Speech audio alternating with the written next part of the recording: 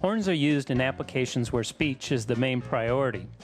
In this demonstration, we are going to attach a TOA CS61 paging horn to the structural V-bar of a warehouse. We have attached the bracket to two beam clamps that will simply slide over the angle iron portion of the V-bar. Tightening the bolts on these beam clamps secures the clamp to the iron.